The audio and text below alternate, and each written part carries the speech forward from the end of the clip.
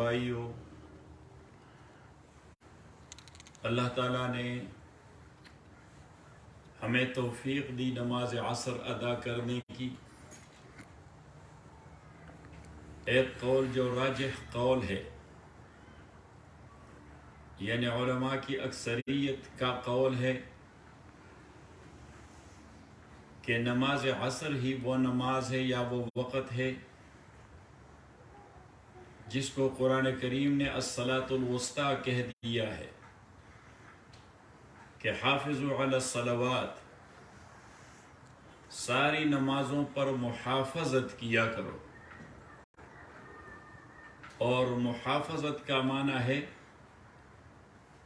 اداء کل صلاۃ فی وقتہا، کہ ساری نمازیں پڑھی جائیں اور ہر ایک نماز اس کے اپنے وقت پہ پڑھی جائے، تو اس کو کہتے ہیں محافظت۔ یعنی تعداد کے اعتبار سے بھی ساری نمازوں کو پڑھنا، اور اوقات کے حوالے سے ساری نمازوں کو اپنے اپنے اوقات میں پڑھنا۔ اور فرمایا والصلاۃ الوسطیٰ، تو صلوات کے بعد صلوات وسطیٰ کی تخصیص، یہ اس کی اہمیت کی دلیل ہے کہ خاص کر صلاۃ وسطیٰ پہ۔ اب وسطیٰ یا درمیانی نماز ہونے کے حوالے سے تو ہر ایک نماز میں یہ ٹیلنٹ ہے کہ اس کو درمیانی نماز کہا جائے، کیونکہ صبح کی نماز بھی درمیانی ہے ان اے سینس کہ وہ رات اور دن کے درمیانی حصے میں ہے۔ ظہر کی نماز بھی درمیانی ہے ان اے سینس کہ وہ دن کے درمیان میں ہے۔ مغرب کی نماز بھی درمیانی ہے ایک صورت سے کہ وہ دن ختم ہو گیا اور رات تقریباً شروع ہونے والی ہے، اور یہ مسئلہ عشاء کا بھی ہے۔ لیکن جیسا میں نے عرض کر دیا کہ راجح قول یہ ہے کہ صلاۃ وسطیٰ سے عصر مراد ہے، کہ دو نمازیں اس سے آگے ہو گئی ہیں اور دو نمازیں پیچھے آ رہی ہیں، اور پھر یہ کہ یہ ایک ایسا وقت ہے جس میں سارے لوگ غلطی کر جاتے ہیں۔ غلطی کرنا اس حوالے سے کہ فارمر کھیت میں لگا رہتا ہے، اس کی حرص ہوتی ہے کہ کام کو ختم کیا جائے، لہذا وہ لگا رہتا ہے کہ ابھی ختم کر کے پھر اثر پڑھوں گا، ابھی ختم کر کے پھر اثر پڑھوں گا، ابھی ختم کر کے پھر اثر پڑھوں گا۔ یہی مسئلہ ہے دکانداری کا اور دوسرے معاملات کا ایز ویل۔ تو ایسے میں سارے لوگ پھسل جاتے اور ان کی نماز عصر چلی جاتی ہے۔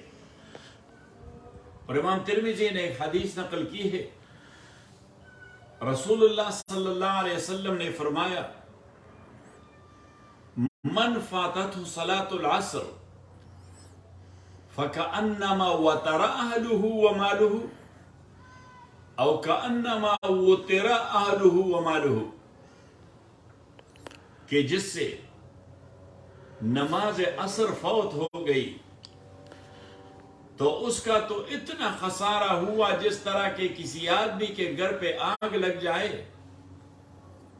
اور اس کے مال و اہل سارے خدا نخواستہ اس میں جل جائیں۔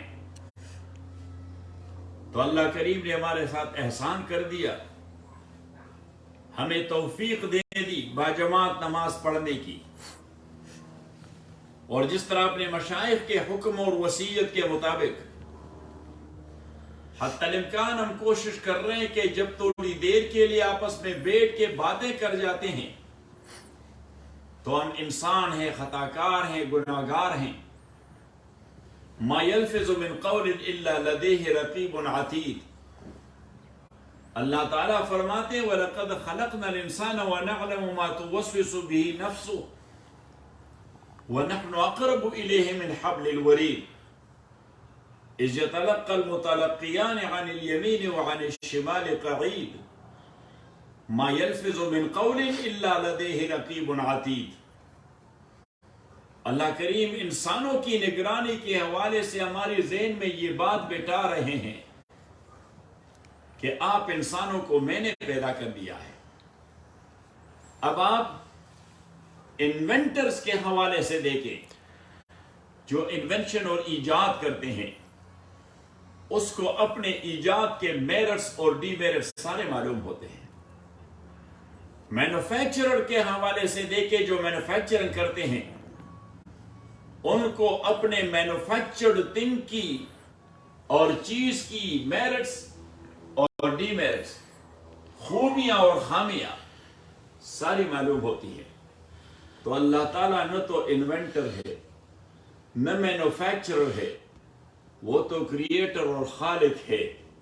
وہ اپنی مخلوقات کے حوالے سے اور بالخصوص اس شاکار مخلوق انسان کے حوالے سے وہ نہیں جانتا کہ اس کی خوبیاں کیا ہے اور اس کی خامیاں کیا ہیں, اور جو اس کی خامیاں ہیں اس کا تدارک اور کنٹرول کیسے ممکن ہے. تو پہلے جملے میں یہ فرمایا کہ وَلَقَدْ خَلَقْنَا الْإِنسَانَ, ہم ہی نے انسان کو پیدا کیا ہے. اور پھر فرمایا وَنَعْلَمُ مَا تُوَسْوِسُ بِهِ نَفْسُهُ. اب انسان, اس کو مناطقہ کہتے ہیں, حیوان ناطق, کہ یہ حیوان ہے اور ناطق ہے. اب حیوانیت میں تو یہ سارے حیوانات کی طرح ہے, اور حیوانات ہر ذی روح لیونگ موونگ انٹیٹی کو کہا جاتا ہے.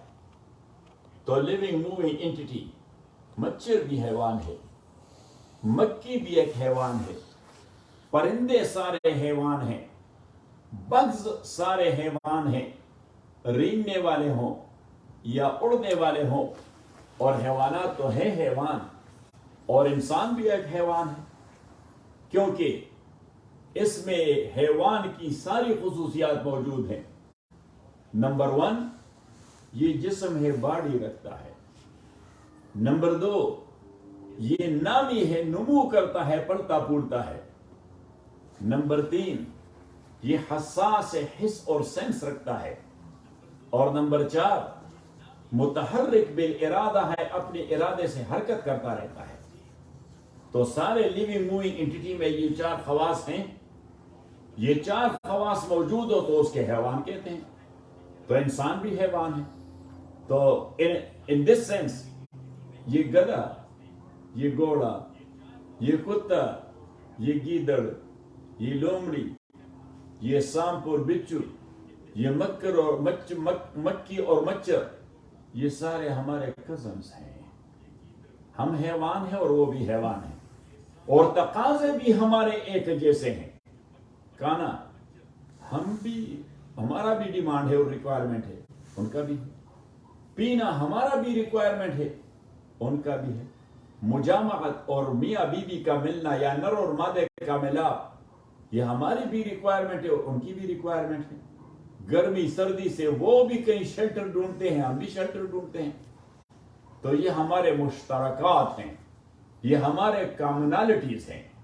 لیکن اللہ کریم نے انسانوں کو کچھ خصوصیات دی ہیں, یہ ان کے امتیازی خصوصیات ہیں. نمبر 1, وہ تو فزیکل ہے, اور فزیکل یہ کہ انسانوں کا سٹرکچر اور باقی سارے حیوانات کا سٹرکچر, ان کا سٹرکچر ایک انداز سے ہے, ہمارا سٹرکچر دوسرے انداز سے ہے. وہ سارے ہاریزونٹل سٹرکچر رکھتے ہیں, ہم ورٹیکل سٹرکچر رکھتے ہیں. وہ 4 پر کھڑے ہوتے ہیں, یا جن کے 2 پاؤں بھی ہیں پرندوں جیسے, لیکن باڈی ان کی ہاریزونٹل ہوتی ہے. جبکہ ہماری باڈی, ہم 2 پہ کھڑے ہوتے ہیں. اب بندر بھی 2 پہ کھڑا ہو سکتا ہے, لنگور بھی کھڑا ہو سکتا ہے, اور ریچھ بھی 2 پر کھڑا ہو سکتا ہے, لیکن وہ 2 پہ دوڑ نہیں سکتا, کیونکہ وہ اس کی فطرت نہیں ہے, وہ اس کا سٹرکچر اور سٹیچر نہیں ہے. تو یہ سٹیچر ہے صرف انسان کا, یہ تو ایک خصوصیت. دوسری ہے اس کی فیچرز کی خصوصیت, کہ اس کے چہرے کی ساخت کو دیکھیے. جو خوبصورتی اللہ نے انسان کو دی ہے, کسی دوسرے نوع کے حیوان کو وہ خوبصورتی نہیں دی. قرآن کریم نے اس لیے فرمایا لَقَدْ خَلَقْنَا الْإِنسَانَ فِي أَحْسَنِ تَقْوِيمٍ, بلکہ دوسری جگہ استعجاب کا سیاح کیا, استعجاب کا، حیرانگی کا سیغہ کہ اس سے تو انسانوں کو حیران ہونا چاہیے. فرمایا وَلَقَدْ خَلَقْنَا الْإِنسَانَ مِنْ صُلَالَةٍ مِنْ طِينٍ ثُمَّ خَلَقْنَاهُ نُطْفَةً فِي قَرَارٍ مَكِينٍ کہ ووم کے اندر یہ زائگوٹ کے شکل میں ایک مکسچر تھا میاں بیوی کا. ثُمَّ خَلَقْنَا النُّطْفَةَ عَلَقًا پھر ہم نے اس کو ٹرانسفارم کر دیا into clot hanging with the wall of womb. کیونکہ علقہ علقو کہ سلطان صاحب کہتے ہیں کہ اس کا لٹرل معنی تو ہے لٹکنا. تو وہ کلاٹ تو ہوتا ہے لیکن وہ کلاٹ ووم کے تے میں بیٹا نہیں رہتا، وہ کلام لٹکتا رہتا ہے اور یہی اس کی گروتھ ہے. یہ اس طرح ہینگنگ اور اس طرح لٹکنا اور ہلنا، اسی سے اس کی گروتھ ہوتی ہے. یہ وہ پروسیس ہے، یہ پروسیس ہو رہا ہے. تو اللہ کریم نے 1500 سال پہلے وہ بات ہمیں ماں کے ووم کے اندر بتائی جو سائنسدانوں کو بعد میں پتہ چل گیا ہے. تبھی تو ایک سکھ گائنیکالوجسٹ وہ اسلام لے آیا، اس نے کہا کہ یہ باتیں محمد کو کس نے بتائی تھی صلی اللہ علیہ وسلم، کہ میرا تو فیلڈ ہے. لیکن اس کا تو یہ فیلڈ نہیں، کوئی ڈاکٹر تو نہیں تھا، گائنی میں تو کام نہیں کر رہا تھا. تو اس نے کہا کہ یہ ایک آیت ہی کافی ہے کہ وہ اللہ کے رسول تھے. ثم خلقنا النطفة علقا فخلقنا العلقة مضغة. اب مولوی سلطان صاحب پھر کہتے ہیں کہ مزغ یمزغو اس کا معنی ہے چبانا. چبائے جاتی ہے وہ چیز جو نگلی نہیں جاتی اور کئی بھی نہیں جاتی، جس طرح گم ہوتا ہے. کیا ہوتا ہے گم؟ تو گم کو صرف چبایا جا سکتا ہے. تو وہ جو کلاٹ سے مضغہ بن جاتا ہے وہ نہ تو ایسا میٹ ہے کہ جس کو آپ چبا کے کھائیں، بلکہ وہ صرف چبایا جاتا ہے.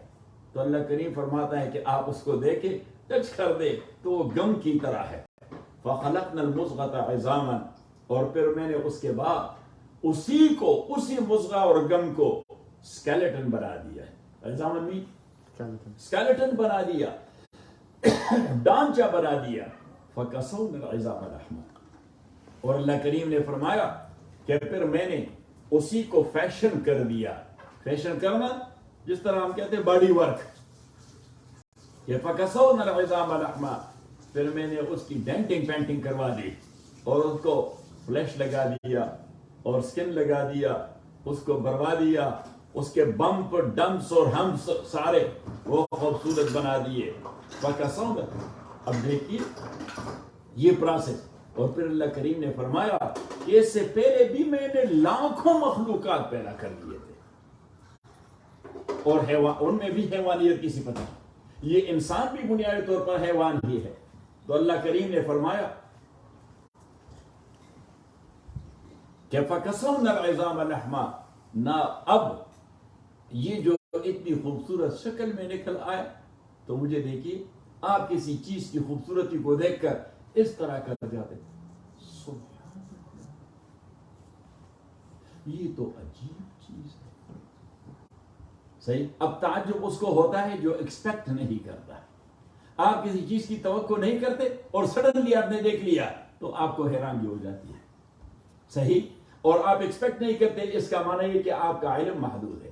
اب اللہ کریم تو علیم ہے، علم تو اس کی ذاتی صفت ہے، اس میں تو کوئی ڈیفیکٹ نہیں ہے. وہ تو مستقبل کے ہر ذرے ذرے کو بھی ایسا جانتا ہے جس طرح ماضی اور حال کے ذرے ذرے کو جانتا ہے. تو اس پر تو حیرانگی نہیں آتی. لیکن یہ ہمارے حوالے سے اللہ کریم نے حیرانگی والا صیغہ استعمال کر دیا. ثم انشأناه خلقا آخر پھر ہم نے اس انسان کو ایک عجیب خلقت کے طور پر پیدا کیا. جب تک آپ میری باڈی لینگویج کو نہیں دیکھو گے تو اس ایپ کا مفہوم ذہن میں نہیں آئے گا. جس طرح ہم کہتے ہیں یہ تو ایک دوسری مخلوق ہے. باڈی لینگویج سے ابھی بات آ گئی تو اللہ کریم نے فرمایا پھر میں نے یہ ایک دوسری قسم کی مخلوق پیدا کر دی اور پیچھے اس کو فردر ایلابوریٹ کر دی. فتبارک اللہ احسن الخالقین برکت دینے والا ہے اللہ تعالیٰ. یہ نہیں کہ برکت ہی ہے اللہ تعالیٰ. اب اگر ہم کہتے ہیں کہ برکت ہی اللہ تعالیٰ تو اس کا معنی یہ کسی اور نے کو برکت دی ہے نہیں. فتبارک اللہ برکت دینے والا ہے اللہ تعالیٰ. اور کوئی مخلوق چاہے یا نہ چاہے اس کے فنکشن کے حوالے سے اس نے اللہ والی برکت کو قبول کر دیا ہے. اب گدھے کا جو فنکشن ہے تو یہ اللہ کی برکت ہے اس نے دی ہے اس کو, اور گدھے نے فطری طور پر قبول کر دیا ہے. گھوڑے کی جو خصوصیت ہے وہ اس نے فطری طور پر, اس لیے باب تفاعل آ گیا. باب تفاعل میں یہ مول سلطان صاحب کہتے ہیں کہ اس میں مفاعلہ کی خصوصیات ہوتی ہیں عمل من الجانبین, کہ ایک جانب سے بھی عمل ہوتا ہے دوسری جانب سے بھی. اللہ کی جانب سے دینے والا عمل ہو گیا, مخلوق کی جانب سے لینے والا عمل ہو گیا. تو فتبارک اللہ احسن الخالقین, کہ برکت دینے والا ہے اللہ تعالیٰ ساری مخلوقات کو جو اور احسن الخالقین.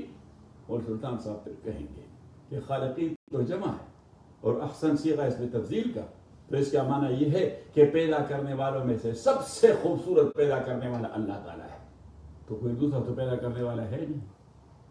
تو بعض مفسرین نے الخالقین کا ترجمہ کیا احسن المصورین, کہ صورت بنانے والوں میں سب سے بہتر کہتے ہیں. کوئی یہ غلط ترجمہ ہے, اس کی کوئی ضرورت نہیں. احسن الخالقین والی ترکیب الخالق الاحسن, فاحسن الخالقین بمعنی الخالق الاحسن, کہ اللہ کریم بہترین پیدا کرنے والا ہے. وہ بہ بھی ہے, بہتر بھی ہے اور بہترین بھی ہے, کیونکہ خلق کی صفت میں اس کا کوئی شریک ہے نہیں. سو anyhow میں ذکر یہ کر رہا تھا کہ اب عصر کی نماز ہم نے پڑھی الحمدللہ. اب یہ انسان جو بنیادی طور پر حیوان ہے, لیکن کہتے اس کو ہے حیوان ناطق. لاجیشنز اور مناطقہ اس کو کہتے ہیں حیوان ناطق. اب نطق کا لفظی معنی تو بولنا ہے, لیکن یہاں پہ یہ اصطلاح ہے, یہ لفظ نہیں ہے, یہ ٹرم ہے, یہ ورڈ نہیں ہے. تو اگر ہم کہیں کہ حیوان ہے, بولنے والا ہے, تو پیرٹ بھی بولتا رہتا ہے, اور مینا کو بھی اگر آپ سمجھائیں تو وہ بھی کچھ کلمات بولتی رہتی کہ نہیں رہتی, کہیں جی بولتی, تو پھر وہ بھی حیوان ناطق ہے. تو یہ تو تعریف نہیں ہوئی. حالانکہ تعریف تو وہ ہونی چاہیے کہ آپ نے تعریف کسی نوع کی کر دی تو غیر نوع اس میں داخل نہ ہو. تو یہاں تو پیرٹ بھی داخل ہو گیا, طوطا, کہ وہ بھی بولتا ہے, اور مینا بھی داخل ہو گیا, وہ بھی بولتا ہے. تو اس لیے ہم نے کہا کہ یہ ناطق یہ مصطلح ہے, یہ ورڈ نہیں ہے. تو حیوان الناطق مدرک الکلیات, کہ یہ حیوان ہے لیکن اس میں عقل ہے جو کلیات اور فارمولے پیدا کرتا ہے. صحیح, اور دنیا چلتی ہے فارمولوں پر. ایک سائنسدان ایک فارمولہ نکال لاتا ہے اپنے فیلڈ اور اپنے میدان کا, دنیا بھر کے لوگ پہ اس فارمولے پر لگے رہتے ہیں کہ نہیں لیتے؟ بتائیں. جی آئنسٹائن نے ایک نیوکلیس اور ایٹم کا فارمولہ نکال لایا, پوری دنیا اب ایٹم پر چل رہی ہے کہ نہیں چل رہی؟ ایٹمی ٹیکنالوجی کیا ہے, وہی اس کا فارمولہ ہے. تو اب آئنسٹائن سے بڑا سر وہ تو ایلیفنٹ کا ہے, اور اس سے بڑا سر وہ تو گدھے اور گھوڑے کا ہے, اور اس سے لمبا گردن وہ تو زیبرا کا ہے. لیکن وہ یہ فارمولہ نہیں نکال سکتا, اس لیے کہ اس کو اللہ نے عقل نہیں دیا ہے. تو یہ عقل سے یہ فارمولے اور کلیات نکالے جاتے ہیں. اور میں نے ساتھیوں سے کہہ دیا کہ دیکھیے کلیات نکالنا کس کا کام ہے؟ تو کلیہ نکالنا عالم کا کام ہوتا ہے. اور علم کا یہ معنی نہیں ہوتا کہ ایک اسپیسیفک فن کا تو ہر ایک عالم, ہر انسان کسی نہ کسی طور عالم ہے. کبھی کبھار تو آپ نے دیکھا ہوگا ایک آدمی نے کبھی اسکول بھی نہیں دیکھا ہوگا, مدرسہ نہیں دیکھا ہوگا, وہ کوئی ایسی چیز نکال لاتا ہے کہ دنیا عش عش کر جاتی ہے. صحیح ہے. اب وہ کہاں سے نکال لاتی؟ ایک اس میں ہے فطری صلاحیت نمبر 1, اور نمبر 2 وہ علم تو حاصل کرتا رہا. کیسے؟ وہ تو اسکول میں کبھی داخل نہیں ہوا, استاد کے سامنے نہیں. ہم کہتے بھائی اس کے حواس ہیں کہ نہیں ہیں, وہ دیکھتا ہے کہ نہیں دیکھتا, کہیں وہ سنتا ہے کہ نہیں سنتا, وہ سنتا ہے کہ نہیں سنتا, وہ چکھتا ہے کہ نہیں چکھتا, وہ ٹچ کرتا ہے کہ نہیں ٹچ کرتا, وہ عقل رکھتا ہے کہ نہیں رکھتا. تو یہ سارے اس کے مدرکات ہیں یا قوا مدرکہ ہیں. تو قوا مدرکہ وہ ادراک کرتے ہیں, چاہے ارادی طور پر نہ ہو, غیر ارادی طور پر. اب آپ راستے پر جاتے ہیں, آپ کی آنکھیں غیر ارادی طور پر درختوں کو دیکھتی ہے, حیوانات کو دیکھتی ہے, راستے کو دیکھتی ہے, پودوں کو دیکھتی ہے, بلڈنگ کو دیکھتی ہے, یہ دیکھتے ہیں, وہ دیکھتے ہیں, وہ دیکھتے ہیں. آپ نے کوئی ارادہ نہیں کیا کہ میں نے اس کو دیکھنا ہے, لیکن وہ تو آپ کی آنکھوں سے گزرتی ہیں, اور آنکھیں اس کی فوٹو لے کر آپ کے دماغ کو دے دیتی ہے. دماغ اس کا پکچر لے کر فوراً خیال کو دے دیتا ہے, اور خیال اس کا فائل محفوظ کر دیتا ہے, حالانکہ آپ نے اس کا کوئی ارادہ نہیں کیا ہے. لیکن وہ آپ کا خیال اس کو محفوظ کر دیتا ہے. جب آپ سو جاتے ہیں تو آپ کا شعور وہ سسپینڈ ہو جاتا ہے. آپ کا شعور یعنی کانشینس وہ سسپینس ہو، لیکن سب کانشینس وہ ابھی سارٹنگ آؤٹ شروع کر دیتا ہے. آپ سوتے ہیں اور آپ کا تحت شعور وہ سارٹنگ آؤٹ، وہ یہ ساری فائل الٹاتا پلٹاتا ہے. چاہے آپ نے ارادی طور پر وہ فائل بنائے ہیں یا غیر ارادی طور پر آپ کے ذہن میں چلے گئے ہیں، تبھی تو آپ کو ایسے نقشے خواب میں نظر آ جاتے ہیں جس کو آپ نے کبھی راتن دیکھا نہیں. اور رات تو عجیب صورتحال میں، میں نے تو کبھی عمر پر ایسی چیز دیکھی نہیں. پتہ نہیں یہ نقشہ میرے ذہن میں، او بھائی آپ نے نہیں دیکھی ارادی طور پر، غیر ارادی طور پر آپ کی آنکھوں نے یہ چیزیں دیکھی تھی، اور وہ تو کنٹینیوسلی پکچر لے رہی تھی، وہ تو مووی بنا رہی تھی. وہ مووی آپ کے شعور کو لاشعور کو پاس کر دیتی تھی، تحت شعور کو دے رہی تھی. تو اینی ہاؤ حیوان ناطق یہ ہے مدرک کلیات کا، یہ فارمولے وضع کرتا ہے. میں نے کہا دنیاوی علوم میں بندہ لگ جائے، مادی علوم میں بندہ لگ جائے تو وہ بھی کوئی کلیہ نکال لیتا ہے، اور اس کلیے کے اساس پر وہ ایجاد کر جاتا ہے. اور ایک چیز جب ایک بار ایجاد ہو جائے تو اس ایجاد کو آپ دوبارہ نہیں ایجاد کر سکتے.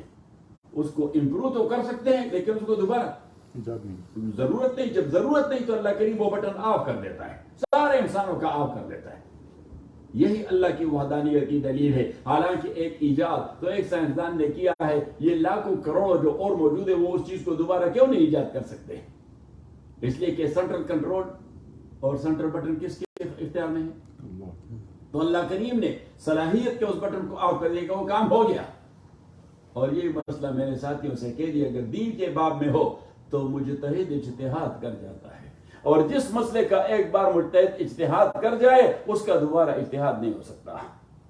جس طرح مجتہد نے ایجاد کر دیا تو ایجاد دوبارہ نہیں ہو سکتا، تو مجتہد نے اجتہاد کر دیا تو وہ اجتہاد بھی دوبارہ نہیں ہو سکتا. وہ بٹن بھی اللہ کریم آف کر دیتا ہے. میں نے کہا کہ جب تک اللہ نے چاہا تو اللہ کریم نے محدثین کو ایسے حافظے دے دیے کہ انہوں نے احادیث یہاں دماغ میں محفوظ کر دیے اور فرق پر سناتے رہے. پھر ان کو اللہ نے ایسے حافظے دے دیے کہ روات جو سند میں ہیں ایک ایک راوی کا ابتدا سے لے کر انتہا تک سارے حالات ان کے حافظے میں محفوظ تھے، کیونکہ وہ ضرورت تھی. تو سینٹرل کنٹرول تو اللہ کے پاس ہے، تو اللہ کریم نے اس قوت کو محرک اور متحرک رکھا تو ان محدثین سے وہ کام لے لیا. جب انہوں نے بکس کمپائل کر دیے تو اس قسم کے حافظے کی ضرورت نہیں رہی، تو اللہ کریم نے وہ بٹن آف کر دیا کہ ابھی بخاری پڑھو اور ترمذی پڑھو اور مسلم پڑھو اور ابو داؤد پڑھو اور مصنف ابن عساکر پہ جاؤ، مصنف عبدالرزاق پہ جاؤ، مصنف ابن ابی شیبہ پہ جاؤ. پھر جب امت کو ضرورت تھی تو اللہ کریم نے فقہاء اور مجتہدین پیدا کر دیے، ان کو وہ رسا ذہن دے دیا کہ وہ اس طرح ایک آیت یا حدیث کو دیکھتے تو چند لمحوں میں وہاں سے 10 15 20 مسائل نکال لاتے. صحیح، جب انہوں نے نکال لایا تو وہ مسائل تو نکال لایا، اسی مسئلے کو آپ دوبارہ تو نہیں نکال سکتے. تو جب انہوں نے نکال لایا تو اللہ کریم نے وہ بٹن بھی آف کر دیے کہ اب ضرورت نہیں رہی. ابھی آپ نے ابو حنیفہ کے پیچھے جانا ہے، امام شافعی کے پیچھے جانا ہے، امام مالک کے پیچھے جانا ہے، احمد بن حنبل کے پیچھے جانا ہے، کیونکہ انہوں نے اب حلوہ تیار کر دیا، مفردات کی کوئی ضرورت نہیں رہی. صحیح، مفردات کی ضرورت تو تب رہتی کہ بھائی سوجی لاؤ تو وہ لے آتے ہیں، بھائی چینی لاؤ، صحیح، احمد کے گھر میں نہیں تو شبلی کے گھر سے لاؤ، کیونکہ اس نے آج یہ اعتراض کر دیا کہ اس کے پاس ڈنگ کے کوئی پتے نہیں ہے کالے. تو میں نے کہا اگر آپ کے پاس ڈنگ کے پتے ہوتے ہیں تو آپ یہاں آ کے تھوڑا بہت رکھا کریں کہ یہ خیر کا کام نہیں کرتا جی، آپ نے اس کو سکھایا نہیں. تو تو میں عرض یہ کر رہا تھا کہ اب اللہ کریم تو عرض یہ کر رہا تھا کہ حیوان ناطق اللہ کریم نے نطق یعنی ادراک کی کلیات کی یہ صلاحیت یہ انسانوں کو دی ہے. تو مختلف ازمنہ میں جس چیز کی ضرورت ہوتی ہے اللہ کریم اس کے لیے انسان پیدا فرما دیتا ہے، اور اللہ کریم اس زمانے کے احوال کے مطابق انسانوں کو صلاحیت دے دیتا ہے. ابھی اس دور میں اس کی ضرورت ہے تو آپ یہ کریں، اب اس دور میں اس کی ضرورت ہے. اس کو کہتے ہیں لوگ، اس کو کہتے ہیں conveying the message through ملأ اعلیٰ to humanity. امام ولی اللہ فرماتے ہیں کہ ملائے اعلیٰ کے واسطے سے اللہ کریم اپنا میسج انسانوں کو کنوے کر دیتا ہے اور انسانوں کو کنوے کر دیتا ہے. تو انسان، ہم بھی انسان ہیں الحمدللہ، لیکن مسلمان ہیں، لیکن غیر مسلم بھی انسان ہے یا نہیں ہے؟ بے شک. تو وہ میسج اللہ کا وہ تو جنرلی آتا ہے انسانوں کے پاس. تو کبھی کسی مسلمان میں صلاحیت پیدا ہو جاتی ہے، وہ کوئی چیز ایجاد کر جاتا ہے، کبھی کسی غیر مسلم میں پیدا ہو جاتی ہے، وہ کوئی چیز ایجاد کر جاتا ہے. اور لوگ کہتے ہیں مسلمان کس کام کے ہیں. میں نے کہا ایک زمانہ تھا کہ ہم کہہ سکتے تھے کہ یہ غیر مسلم کس کام کے ہیں، کیونکہ اس دور کے فلکیات کے ماہرین سارے مسلمان تھے، کیمیا کے ماہرین مسلمان تھے، طبیعیات کے ماہرین مسلمان تھے، اسٹرانومی کے ماہرین مسلمان تھے. بغداد اور قرطبہ اور گرناطہ یہ دنیا کے علوم کے مراکز سمجھے جاتے تھے. اور اللہ بھلا کرے اس دور کے حکمران اور علماء دونوں کا کہ حکمرانوں نے غیر مسلموں پر بھی اس تعلیم کے دروازے کبھی بند نہیں کیے، بلکہ انہوں نے دعوت عام دے دی. یہ یورپ والے سارے یہ وہاں بغداد کے مساجد میں رہتے تھے اور یہ سائنس اور فلکیات اور طبیعیات اور کیمیا اور کیمسٹری اور فزکس اور زوالوجی اور بایولوجی پڑھتے رہے مسلمان علماء سے. انہوں نے کبھی اس میں کوئی امتیاز اور کوئی تفریق نہیں کی. وہ ان کو کھلاتے پلاتے بھی تھے، ان کو رکھتے بھی تھے. انہوں نے وہاں سے چیز اٹھا کر یہاں یورپ میں جب یہ لے آئے اور یہ ذرا سے آگے لے گئے تو انہوں نے کنٹرول کر دیا کہ بھی اب یہ بات کہ یہ سائنس اور طبیعیات اور یہ علوم عصریہ یہ مسلمانوں کا کمال ہے یا غیر مسلموں کا کمال ہے، میں ان دونوں کو غلط سمجھتا ہوں. یہ انسانوں کا کمال ہے. جو کچھ بھی کیا انسانوں نے بطور انسان کیا. یعنی سائنس نہ مسلمان ہوتا ہے نہ غیر مسلم ہوتا ہے، کیمسٹری نہ مسلمان ہوتی ہے نہ غیر مسلم ہوتی ہے، ایجادات نہ مسلمان ہوتے ہیں نہ غیر، یہ سارے انسانی ایجادات ہوتے ہیں اور انسانوں کے لیے ہوتے ہیں. اب جس نے ایجادات کیے تو اگر وہ غیر مسلم تھا تو اس نے کہا کہ اس سے فائدہ صرف غیر مسلم لے سکتے، مسلمان نہیں لے سکتا. یا اگر مسلمانوں نے اپنے دور میں کیے تو انہوں نے کہا کہ اس سے فائدہ صرف مسلمان لیں گے، غیر مسلم نہیں لے سکتے.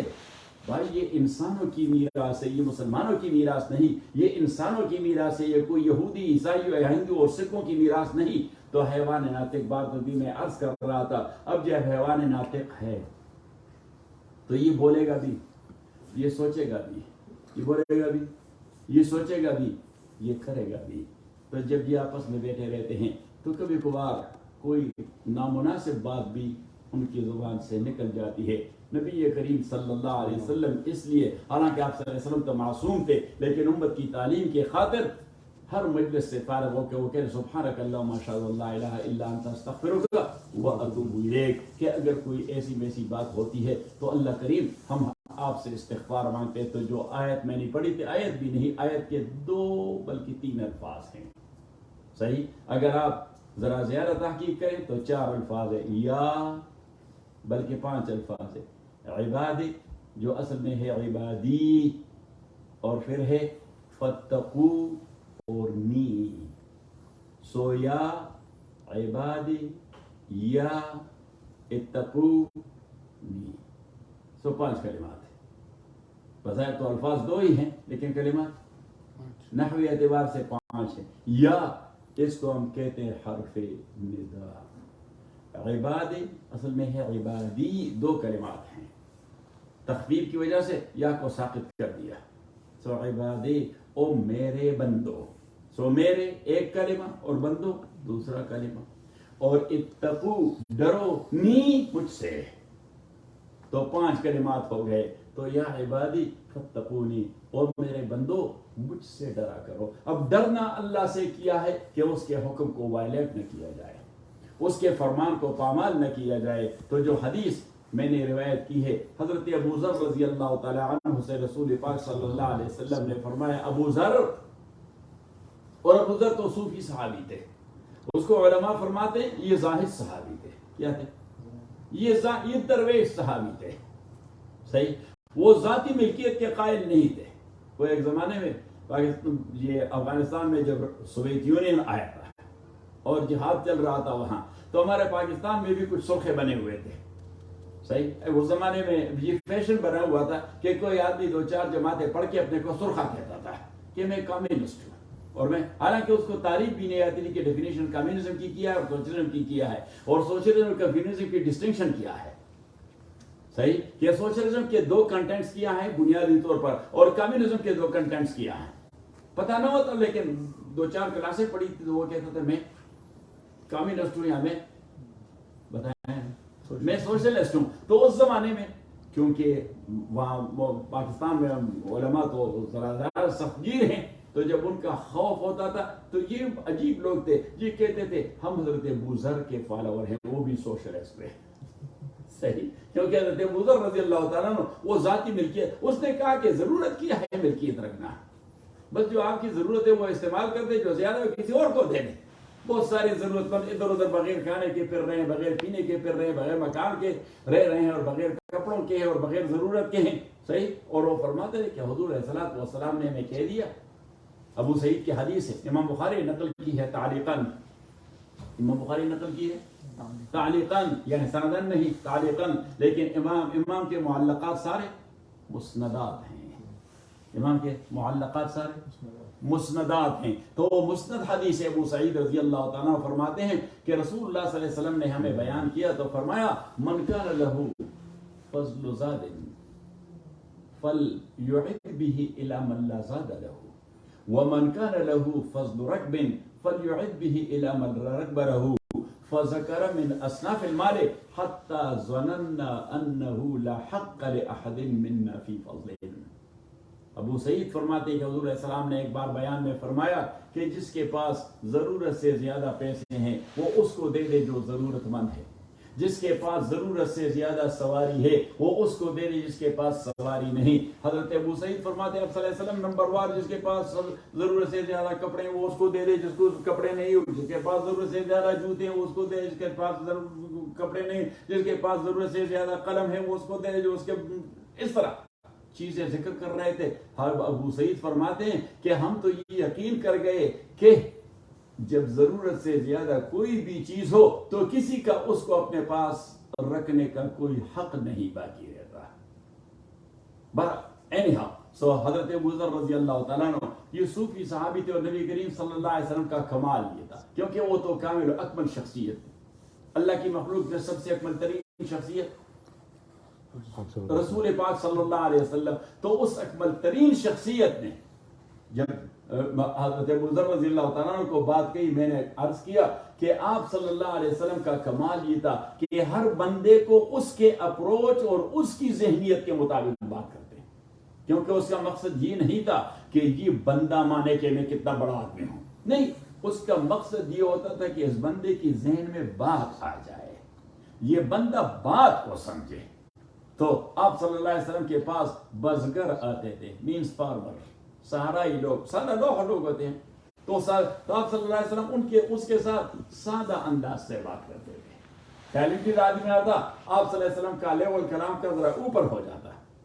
صحیح کوئی عربی میں دوسرے ڈائلیکٹ بولا کرتے تھے آپ صلی اللہ علیہ وسلم اس کے ساتھ اس کے ڈائلیکٹ میں بات کرتے کیونکہ آپ کے لیے کوئی مشکل تو نہیں تھا. آپ صلی اللہ علیہ وسلم تو وہاں سے ریلے ہوتے تھے. آپ صلی اللہ علیہ وسلم یعنی اللہ اس کے ذہن میں ڈال اس انداز سے بات کرو یہ کرو یہ کرو. جس طرح حضرت علی فرماتے ہیں کہ ایک صاحب آئے مجھے دیکھیں تو نبی کریم صلی اللہ علیہ وسلم سے پوچھ دیا امین من صیام فی سفر. کیا فرمایا امین من صیام فی سفر جبکہ ایکچوئل عربی میں یہ جملہ ہے امن البر الصیام فی السفر. کیا امن البر الصیام فی السفر کیا یہ نیکی کے باب میں سے کہ آدمی سفر میں روزہ رکھے. صحیح لیکن اس نے اپنے ڈائریکٹ میں کہا امین من صیام فی السفر. اب پشتو تو ہم سب بولتے ہیں ہم پشتون صاحب پشتو بولتے ہیں لیکن جب بنو اور وزیرستان والے ہمارے سامنے بیٹھ کے پشتو بولتے ہیں ہمیں کوئی سمجھ آتی ہے حالانکہ وہ پشتو بولتے ہیں لیکن ڈائریکٹ ایسا ہے کہ ہمیں کچھ پتہ نہیں ہوتا. کوئی 2-4% اگر بات سمجھ میں آ جاتی ہے تو آ جاتی ہے اگر وہ اپنے پر زور لگائیں تو ہمیں سمجھ آ جاتی ہے ورنہ اگر وہ زور نہ لگائیں اور 2 وزیرستانی یا بنو کے پشتون واپس میں بات تو ہم اس طرح دیکھتے رہتے ہیں کہ پتہ یہ کوئی کون سی سنسکرت بول رہے ہیں یہ کوئی سنسکرت ہے یا کیا ہے حالانکہ وہ پشتو بولتے ہیں. تو اس بدو نے کہا امین من صیام فی سفر تو نبی کریم صلی اللہ علیہ وسلم نے فوراً سے کہ لیس امین من صیام فی سفر. اب آدمی چلا کیا صحیح حضور علیہ السلام کہ الفاظ کی اصل عربی تھی لیس من البر الصیام فی السفر، لیکن آپ صلی اللہ علیہ وسلم نے اس کے ڈائریکٹ میں کہہ دیا لیس من البر الصیام فی السفر. چلا گیا. حضرت علی رضی اللہ عنہ فرمائے جی یہ بندہ کیا کہہ رہا تھا، آپ نے کیا کہا. صحیح. تو رسول پاک صلی اللہ علیہ وسلم نے فرمایا کہ اس نے مجھ سے پوچھا کہ کیا سفر میں روزے رکھنا یہ نیکی کے ابواب میں سے؟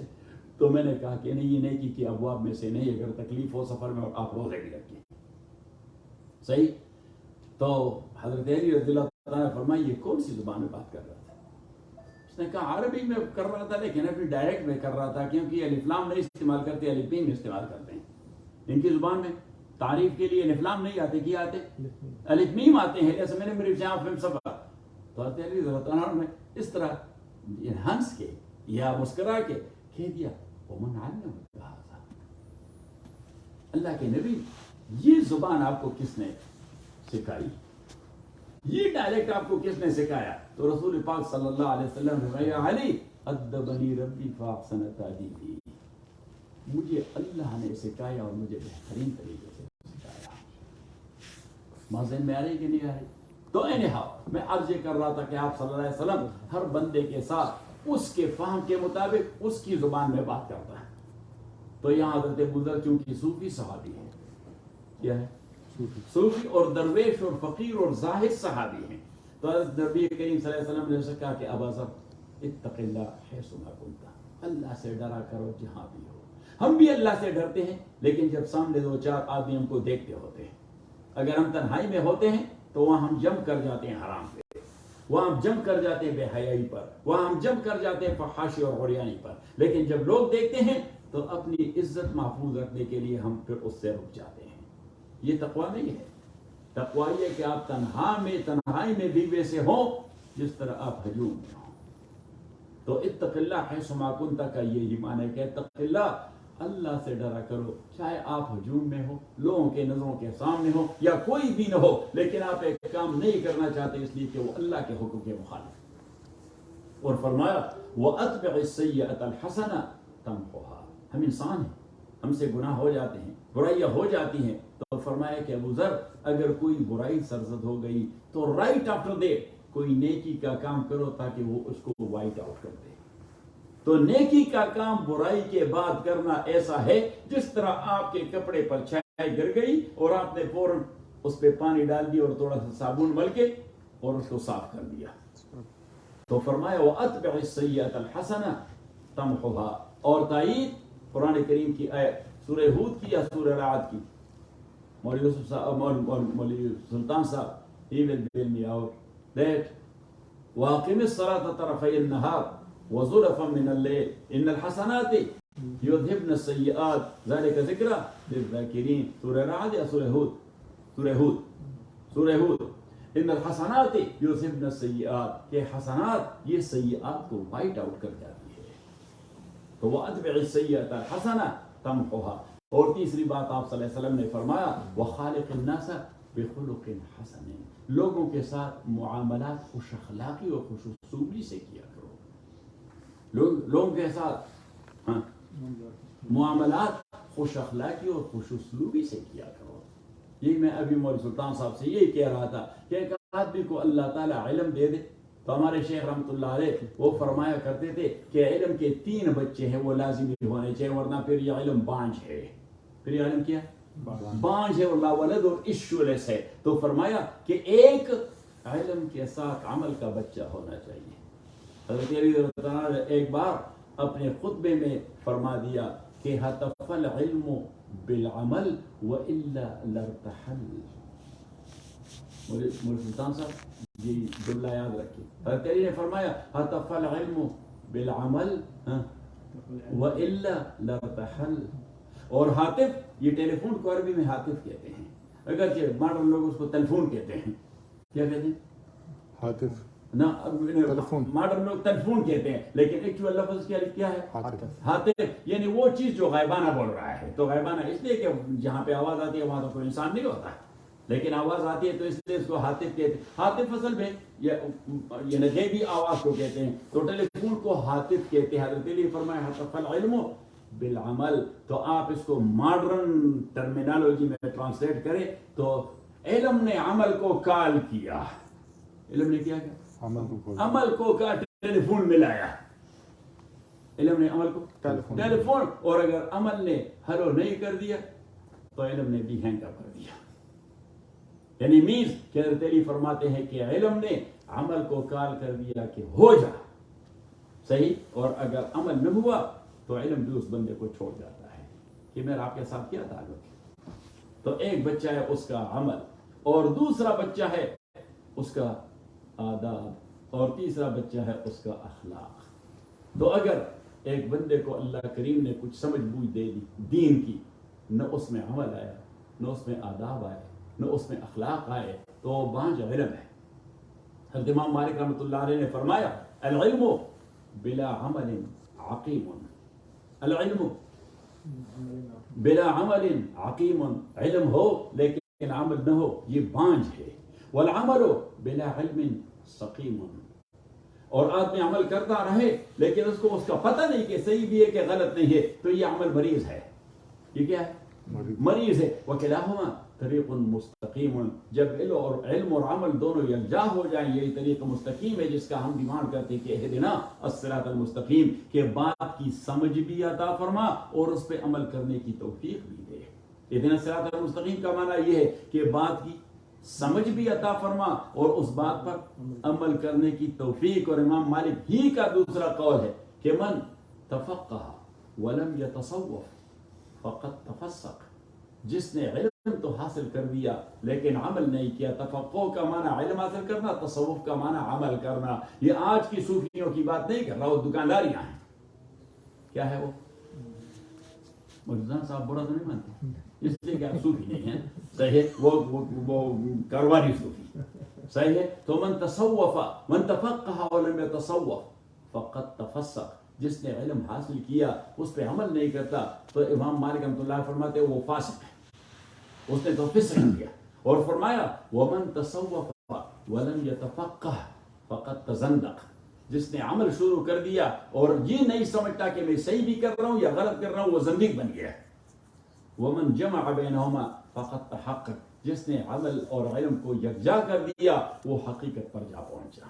وہ کیا وہ حقیقت پر جا پہنچا. تو اینہاؤ میں عرض یہ کر رہا تھا کہ حضرت ابوذر سے نبی کریم صلی اللہ علیہ وسلم نے فرمایا خالق الناس بخلق حسن, کہ لوگوں سے معاملات کرو, ان کو ڈیل کرو, ان کو ٹریٹ کرو اچھے اخلاق کے ذریعے. اللہ تعالیٰ ہمیں دین دنیا کی خوشیاں نصیب فرمائے, اللہ تعالیٰ ہمیں دین دنیا کی خیرات اور حسنات سے نوازے, اللہ تعالیٰ ہمیں فتن و آفات و بلیات سے محفوظ فرمائے. الحمدللہ رب العالمین والصلاة والسلام علی اشرف الانبیاء والمرسلین محمد وآلہ واصحابہ اجمعین.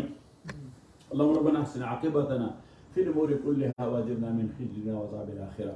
ربنا عنا على ذكرك وشكرك وحسن عبادتك. ربنا عنا ولا تهنا وآثرنا ولا تؤثر علينا. اللهم ربنا اهدنا واهد بنا واجعلنا هداة مهديين دعاة إلى سبيلك وقامات الدين. تو احمد بھائی کے لیے بھی دعا کریں, اللہ کریم اس کو صحت دے دے انشاءاللہ. ابھی وہ ریکوری کر رہے ہیں صحیح, اور وہ سفر پہ جا رہا ہے, تو دعا کرے کہ اللہ تعالیٰ اس کے سفر کو اپنی فیملی سمیت آسان بنا دے, اور اس کے اپنے انلاز کے حوالے سے کچھ خیر کے ڈیمانڈ اور تقاضے ہیں اللہ سے. تو ہم بھی وہی تقاضا اللہ کے سامنے پیش کر رہے ہیں کہ خداوندہ اس کے انلاز کو دین اور ایمان کی دولت سے نوازے, ان کے انلاز کو دین اور ایمان کی دولت سے نوازے, اس کے انلاز کو دین اور ایمان کی دولت سے نوازے. اور ہماری بھی مشکلات ہیں, سارے لوگوں کے مشکلات ہوتے ہیں, تکالیف ہوتی ہیں, خداوندہ اور مشکلات کا اظہار فرما, ہمارے حاجات کی حاجت روائی فرما, حاجات کی حاجت روائی فرما, حاجات کی حاجت روائی فرما. وصلی اللہ تعالیٰ علی خیر خلقہ.